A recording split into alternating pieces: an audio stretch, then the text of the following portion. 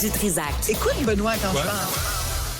Gillette présente le Gillette Labs avec barre exfoliante. Un rasoir conçu pour vous éviter tout tracas avec un rasage sans effort en un passage efficace. Cette chronique est commanditée par Gillette. Sophie Durocher, bonjour. On va parler de poils. Je t'en prie. Alors, moi, j'avais prévu toutes sortes de sujets sérieux, pertinents, consistants. Des sujets avec, tu sais, Avec du bras. Avec de la chair autour de l'os. Oui. Mais je suis rattrapée par l'anecdotique de superficiel. Non, écoute, c'est une histoire absolument hallucinante qui fait beaucoup jaser. Donc, c'est l'histoire d'une dame aux États-Unis qui est une femme à barbe comme on en connaissait dans les freak shows. Et c'est pas un anglicisme de dire ça, c'est comme ça que ça s'appelait. Au Parc Belmont, à l'époque. Au Parc Belmont, à l'époque, mais moi, j'ai pas connu le Parc Belmont. Pour ça, J'étais sur la rue de Rivoli à Paris à cette époque-là. Toi, Ben ton là, name dropping. Moi, j'habitais à Antique, puis je n'étais pas loin de la 69 qui m'amenait au Parc Belmont. Mais oui, puis... Comme un pauvre. J'allais là comme un pauvre, j'allais moi, jouer. j'ai pas le droit de dire... Toujours sur moi que ça tombe, les complications. Oh là là là là, c'est vraiment trop injuste. Ah, t'es Calimero! C'est Calimero, du Trisac. Mouche à marde que j'haïssais Calimero. Calimero. Bon, tout ça pour dire que je vois pas pourquoi toi, t'aurais le droit de parler... Pourquoi t'aurais pas le droit, toi, de parler de ton enfance, puis que moi, juste parce que j'ai une enfance privilégiée, j'aurais pas le droit d'en parler. Mais refermons cette parenthèse qui nous éloigne de notre sujet, qui est vraiment extrêmement important. Tout ça sort, ça.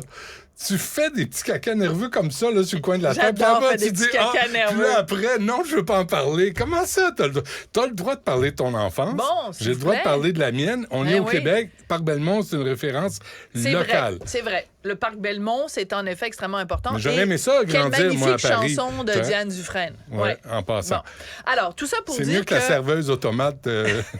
Donc, au Parc Belmont, il y avait une femme à barbe. Qui récoltait des tomates. Voilà. Et au Parc Belmont, il y avait une femme à barbe. Et dans différents cirques du Barnum, mettons, aux États-Unis, il y avait aussi des femmes à barbe. Et c'était un phénomène. Les gens étaient comme fascinés de voir une femme avec une pilosité excessive. Parce qu'on a tous un petit duvet, tu sais, un petit poil ici, un petit duvet sur Faut pas virer fou avec le poil. Faut pas virer fou avec le poil. On a en dessous des bras. On en a un petit peu partout dans des endroits stratégiques. Mais normalement, la pilosité d'une femme ne se situe pas à ce niveau-là. Et donc, il y a un sujet qui fait beaucoup... Pas à cette quantité-là. Pas à cette quantité-là, en tout cas. Il peut en avoir un... Tu peux même leur donner un petit prénom. Tu sais, tu peux avoir Marcel, Auguste, Gérard. Ah oui, t'as baptisé tes poils. Tu donnes des petits noms. Mais moi, j'ai pas de poils. Non, c'est ça. Pas à des endroits inappropriés. J'ai des poils aux endroits où c'est approprié. Merci. Alors, donc, c'est une histoire. C'est une dame aux États-Unis, Coral Sanchez. Oui. Et elle a décidé, elle, de célébrer sa pilosité, comme, mettons, Manon Massé célèbre sa moustache et en fait une fierté. Et elle a parfaitement le droit. Je suis pas en train de critiquer quelqu'un de Québec solidaire. Tu sais, d'un coup que quelqu'un à Québec solidaire dirait, coudon... t'es poilophobe. Mettons que quelqu'un à Québec solidaire serait un petit peu... Crinqué. Un peu sensible, un peu l'épiderme sensible, puis voit des accusations là où il n'y en a pas. Tu sais, je dis ça, je dis rien, moi. Non, dis rien. Mais non, tu sais, bon. Alors, donc, Manon Massé, elle est fière de sa moustache, et Coral Sanchez, elle est fière de sa barbe. Et les photos sont quand même assez spectaculaires parce que c'est pas un duvet, mesdames et messieurs, c'est une barbe. Elle est plus fournie que la tienne et ne reculant devant rien, Coral Sanchez se teint des fois la barbe en mauve. Elle se teint les cheveux en rose, donc elle se teint la barbe en mauve. Et en fait, le message qu'elle envoie, parce qu'elle fait des publications sur YouTube, son compte Instagram et tout ça, c'est la valorisation de soi. Et son message est important parce qu'elle dit « Ne laissez personne vous dicter comment vous devez vous sentir. » Absolument. Non, moi, je suis entièrement d'accord avec ce message-là. J'ai quand même le droit de dire que on recule quand même de 3 pieds quand on la voit. Non, mais c'est particulier. C'est particulier. Et en fait, peut-être que ça nous questionne aussi sur... Nos vieux réflexes. De standards de beauté.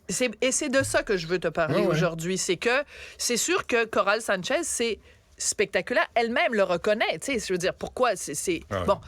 Mais on peut se questionner aussi pourquoi aujourd'hui, en 2023, quand on voit, mettons, dans un film... Mettons, quand tu regardes un vieux film, là, tu vois une femme, à un moment donné, elle lève le bras, elle a du poil en dessous des bras, tu fais comme... Oh, on n'est plus habitué à ça.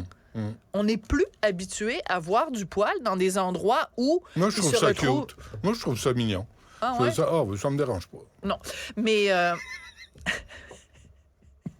Mais il y a cette... Tu sais, j'ai souvent fait ce sujet-là au Frontières et à la radio, et à chaque fois, j'avais un déferlement de critiques et d'injures et d'insultes. Moi, ça me fait rire à mort, là. Un petit peu de poil aux aisselles, là. Là, les gars, les femmes disent « Ah, elle est sale, elle est pas propre. » Les gars disent « Ah, c'est dégueulasse. » Ça vient chercher le monde. Moi, ça me fait rire à mort. Pas ça joli, je trouve ça moche. Du poil sur les jambes, je trouve ça laid. Du poil en dessous des bras, je trouve ça laid. Moi, ça me fait rire. Je trouve ça cute, je trouve ça sexy. Mais je vais dire, de la même façon, un gars avec du poil dans le dos, c'est... rédhibitoire. C'est rédhibitoire. Il n'y a rien à faire. Pas capable. Je trouve pas ça beau. Puis des fois, tu vois justement dans un film un gars, tu sais, un bear, là, avec c'est pas s'il y a de face, s'il y a de dos. Ah! Tu sais pas si c'est un humain ou si c'est un ours. Encore une spéciale sur les Yétis, ça s'arrête pas. Non, mais on a le droit d'avoir nos préférences. Et moi, personnellement, je trouve pas ça esthétique. Je trouve ça formidable. Mais on a le droit de garder ça pour nous, puis laisser les gens vivre comme ils veulent. Mais et c'est exactement ce que je fais aujourd'hui. Mon Dieu qu'on s'entend bien. Pas tant que ça, faut exagérer quand même. Ouais, j'essaie de modifier la réalité. Non, mais on fait de la radio, là, on donne un spectacle. On s'entend sur le fait que quelqu'un qui dit il faut s'aimer comme on est, et surtout quelqu'un qui envoie un message de dire c'est pas aux autres de juger. Si toi tu te lèves le matin et que tu te trouves belle, tant mieux. Ben oui, c'est ça. Et c'est extra. Puis arrêtez d'écouter ce qu'un tel vous dit, puis ce que l'autre, puis ce que la société, puis ce que ci, puis ce que ça. Poil aux pattes, là.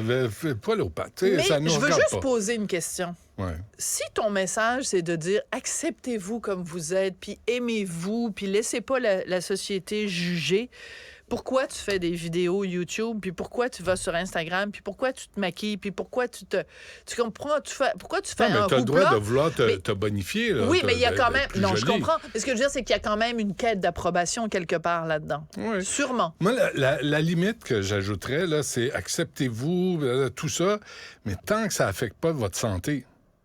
Tu sais, il y a cette ligne-là où, tu sais, on parle de grossophobie souvent. Oui, c'est ça.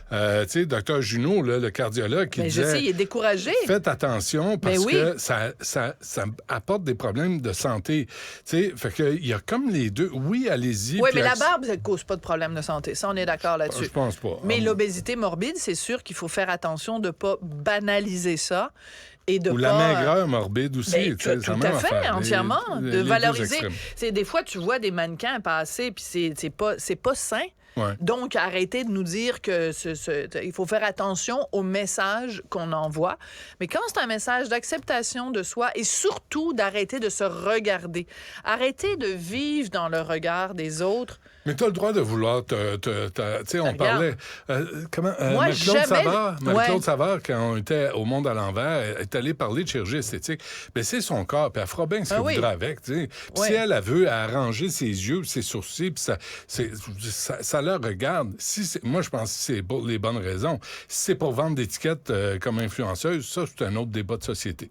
Mais comme tel, si toi, personnellement, t'en veux, ça me regarde pas. Si tu vends des billets...